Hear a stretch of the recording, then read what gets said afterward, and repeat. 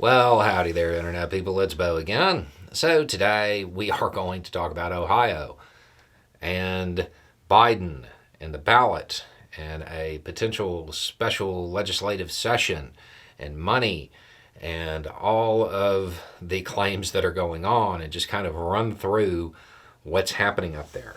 A quick recap of this, greatly oversimplifying it, is that Ohio state law is broken and it would require Biden to be nominated before the convention so he can be on the ballot.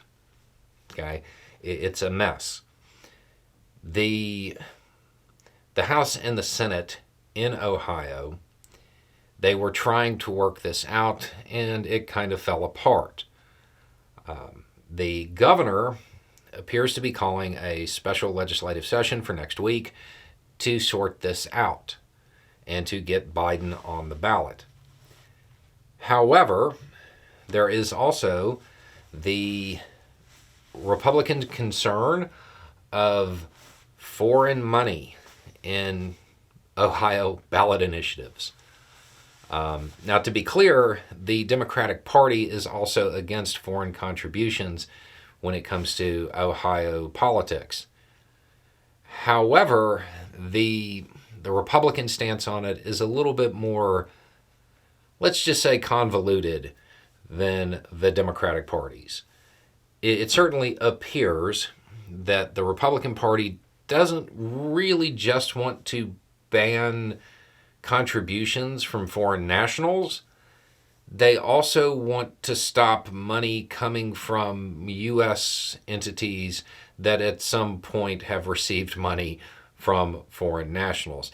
The example that I was given when talking to somebody about this was, I won't say the person's name, but a billionaire, a Swiss billionaire, who gave money to a nonprofit in D.C. That money went into their account. A whole bunch of other money went into that nonprofit's account. Later, that nonprofit gave money to support an Ohio ballot initiative. It's also worth noting that the Swiss billionaire actually lives in Wyoming, but still maintains a Swiss citizenship.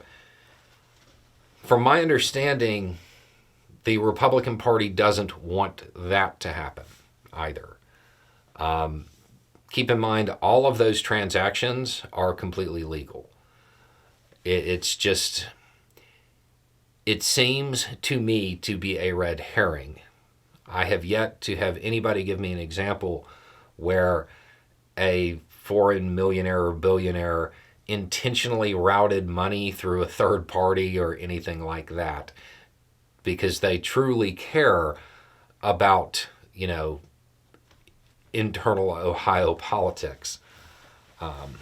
It certainly seems to me that this is the Republican Party kind of lashing out at the ballot initiative process because the people in Ohio don't want to be ruled. They want to be represented. It's worth remembering that recently the people in Ohio, they basically told the Republican Party to sit down through the ballot initiatives. And my guess is the Republican establishment is unhappy about this and they're lashing out. The two things collide, this foreign money, quote, and Biden being on the ballot, because some Republicans want to link the two. And they're trying to get the Democratic Party to go along with something that certainly seems as though it would block way more than foreign money, and it would kind of jeopardize the voice of people in Ohio in order to get Biden on the ballot, trying to tie the two together. Now, the Democratic Party does have other options, such as going to court, filing a lawsuit that they are almost certain to win, or nominating him for Ohio outside of the convention. There's a bunch of other options.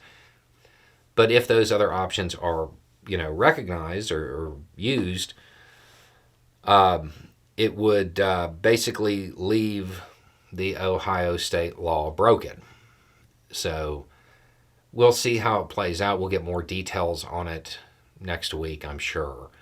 But it is shaping up to be a situation where the Republican Party is trying to tie two unrelated issues together.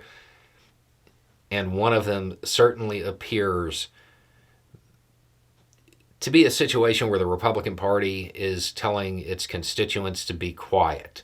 Sit down, do what you're told, obey like the obedient lackeys that you are, and they want to make sure that the Democratic Party signs onto it as well to make it look bipartisan. That's my take on it. We'll have to wait and see how it plays out, but that's early how it's shaping up. Hopefully, that will all be adjusted. Anyway, it's just a thought. Y'all have a good day.